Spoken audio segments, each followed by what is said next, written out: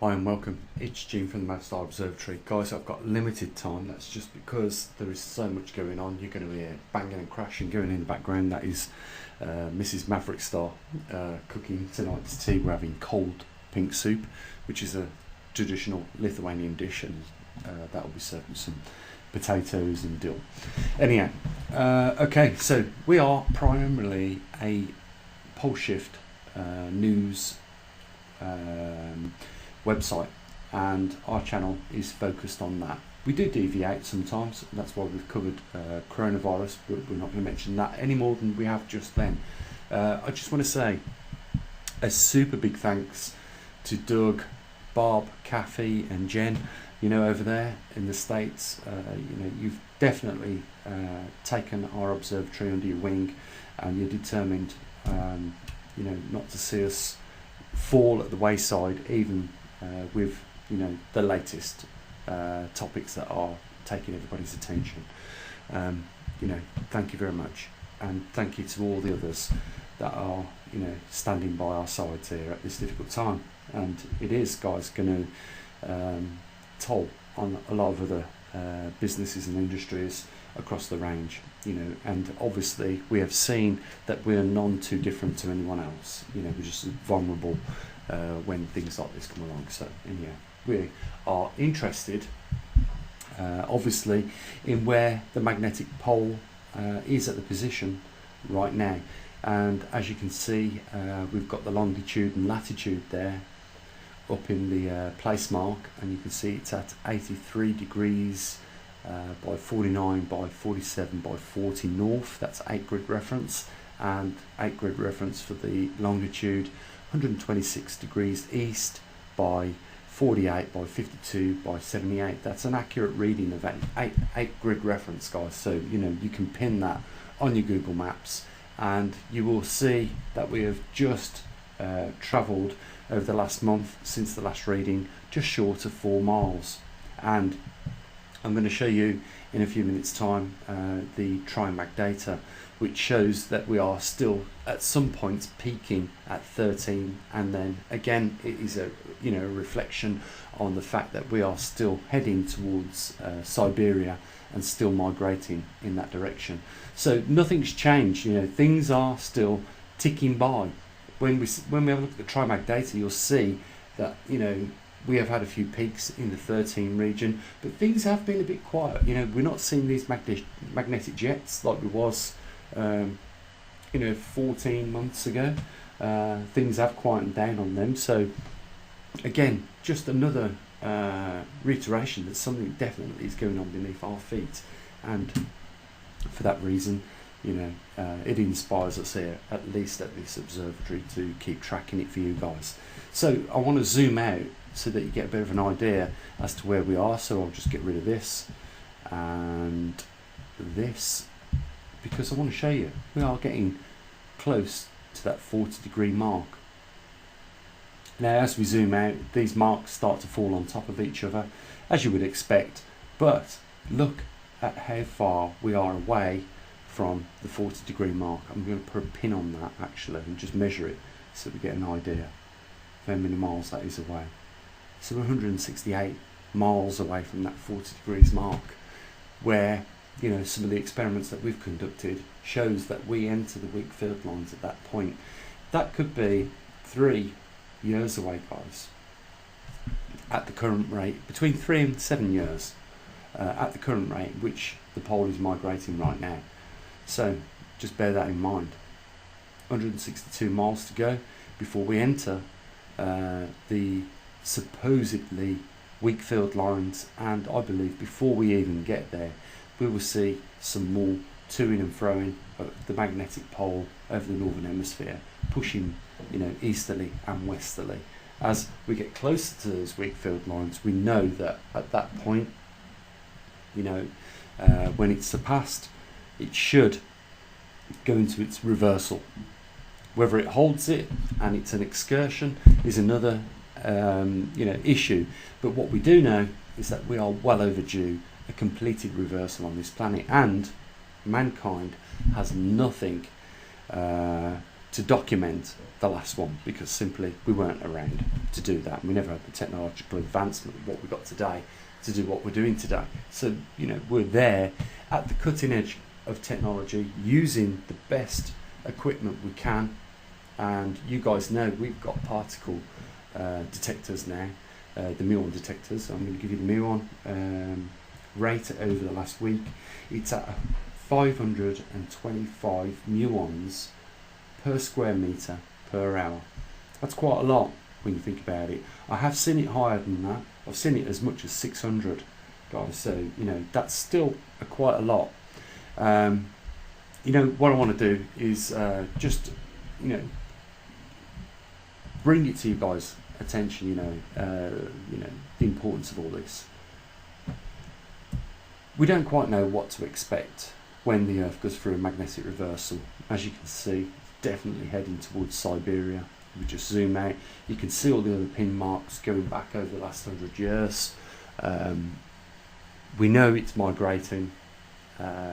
Every other scientific organisation on this planet will agree with me that it is definitely migrating, and for that reason, at some point, we are going to see the magnetosphere of our planet Earth reduce. Let's just pull back so we can see the whole of the Earth. I know there's a lot of marks there that are used to measure different various things and that, but you know, we're looking at one of the rarest planets you will ever come across in our universe. This planet has water on its surface, and it also has dry land, and as a result of its water, its dry land, and you know, its atmosphere containing oxygen, and its position to the sun so that it gets that radiation or that warmth that it needs to keep the water liquid, it provides life, and there's not many places like it. But if we just pan over to Mars and have a look at that, that tells us something completely different. At some point it had a magnetosphere. At some point it had water on its surface. We know it because when we study the terraform, we can see these little veiny canyons, and that has been caused by thousands of years of water eroding those little veins over the surface. So we know that at some point it had three things that our planet did, and it has no longer got them. And that's why the pole reversal and the pole shift news is so important, because there is nothing to say that that cannot be the fate of our planet. Yeah, it had an atmosphere, it had water on its surface, it had a magnetosphere. It has no longer any of those three things. So is it possible?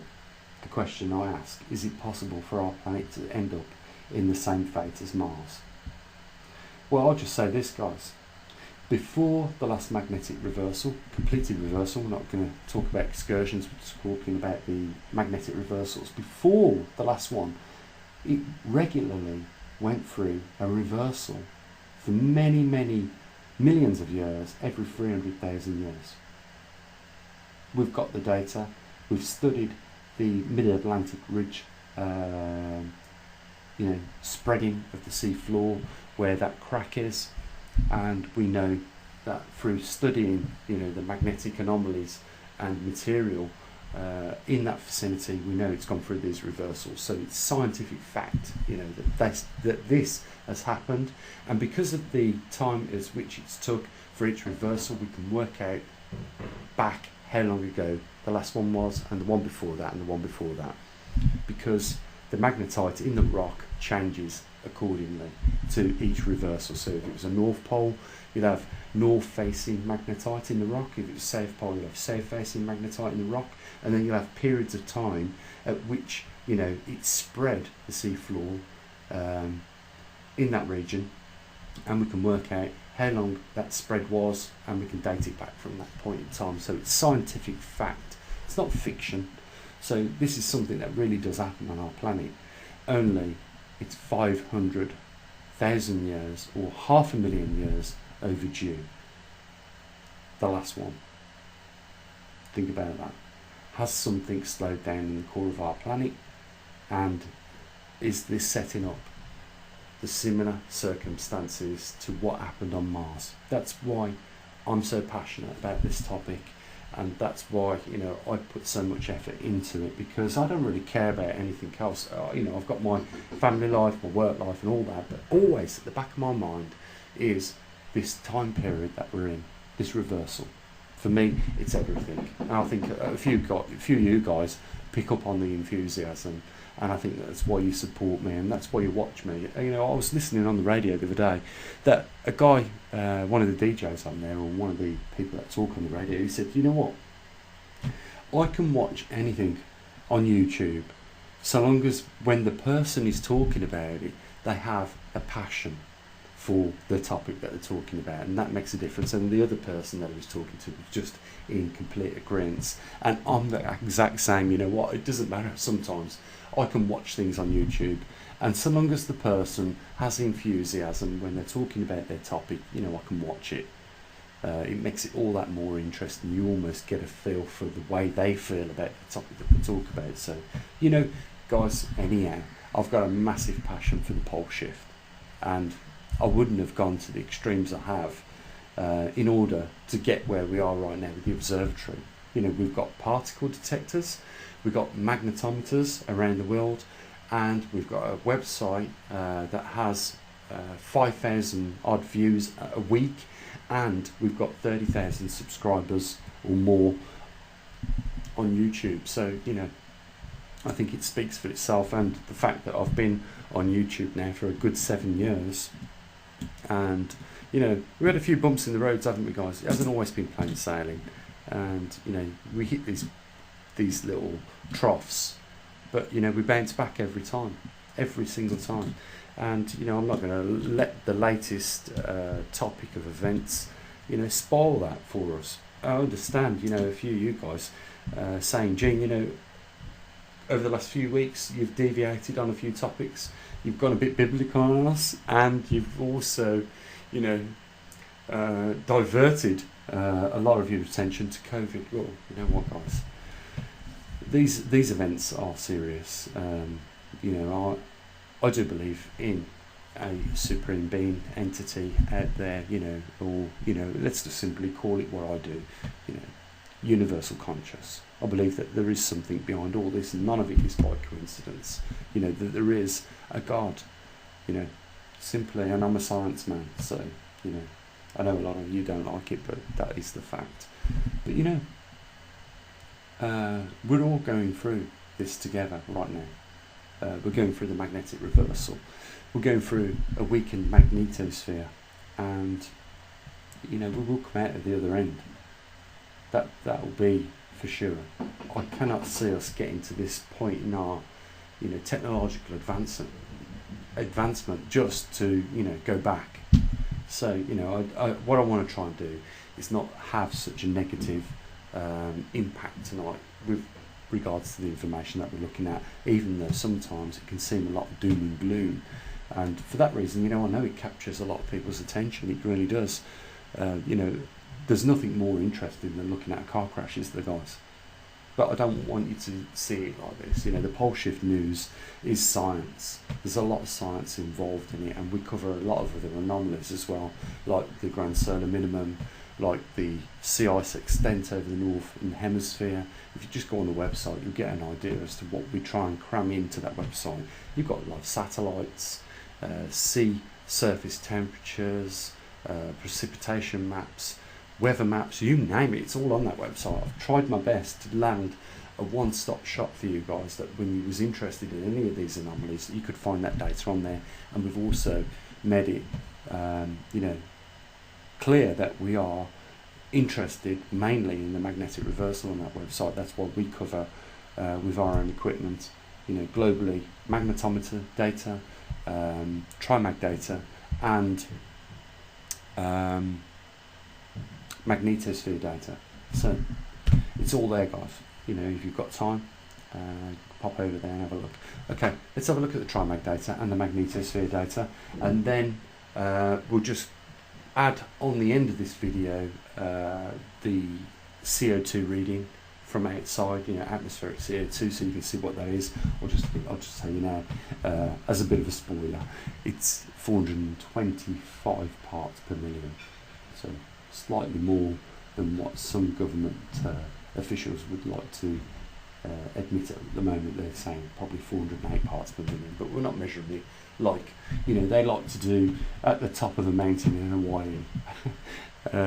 You know, we just put the CO2 meter outside the window. We live in a relatively clean area here. There's no traffic. We're in a village, probably less than 500, 600 people living in this village. So it's clean. We're in the countryside, and you know, the atmospheric CO2 is not greatly affected by other things like traffic and stuff like that. So, okay, let's get into it, guys. Let's go and have a look at the Polshift News website, and the data's there if you want to go and have a look at it, and we'll just have a quick chat about that. Let's do it.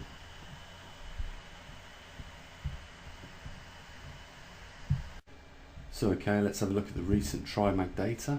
Let's just pull it up. So here we are. As you can see, we've hit you know, occasionally some spikes of 13, but I've got to say this, guys, you know, in general, we're getting a lot of wide banding on the recordings that we're getting. That means it's moving fast, you know, up and down, and it's fluctuating around about 1 degrees. But you know, we're still hitting that 13 degrees, and we've you know, managed to move since we've been recording it from 10 degrees. So it shows us that we are constantly seeing a migration in the data.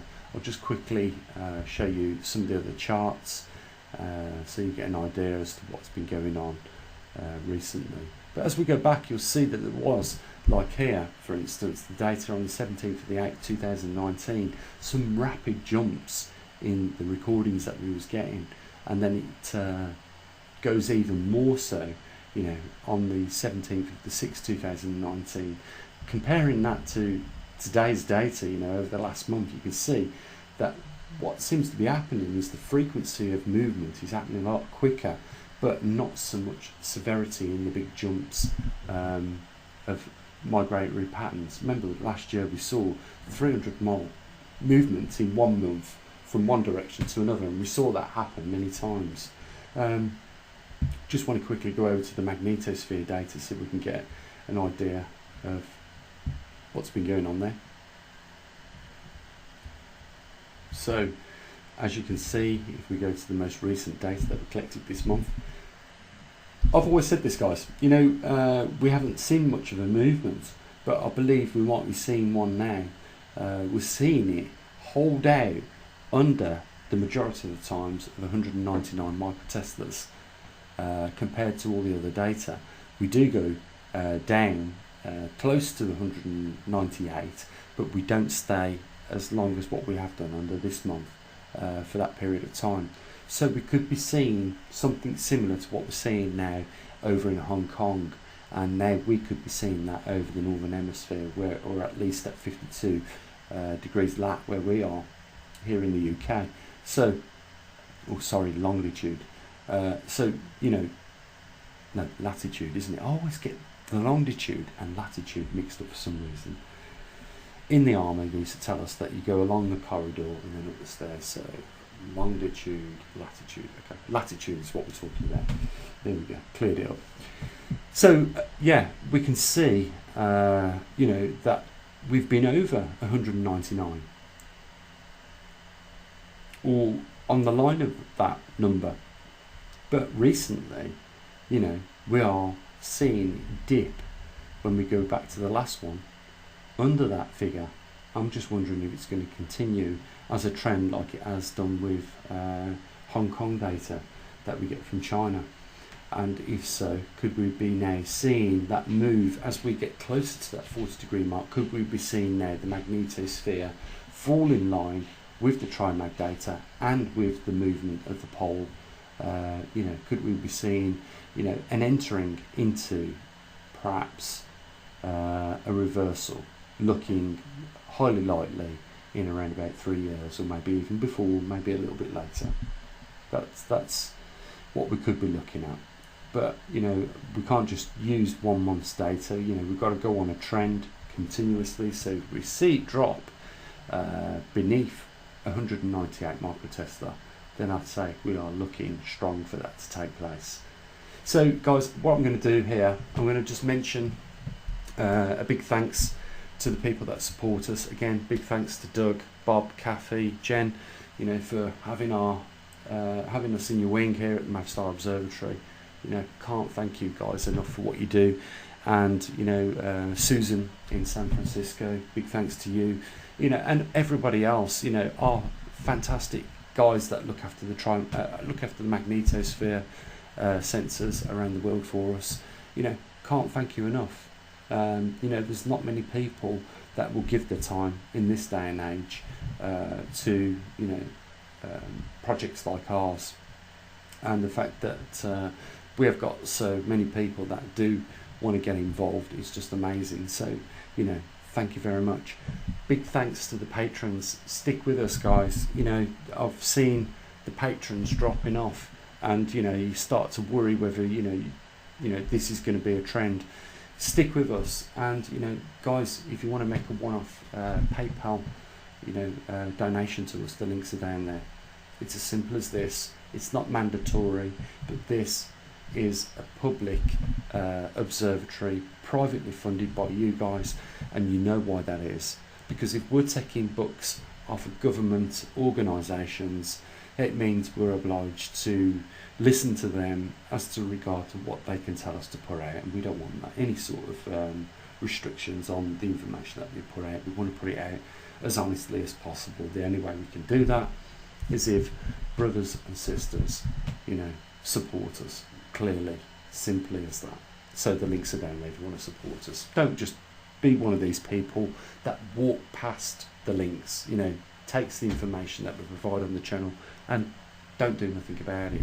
You know, we really do encourage people to, you know, take a more proactive role. That's what we do here.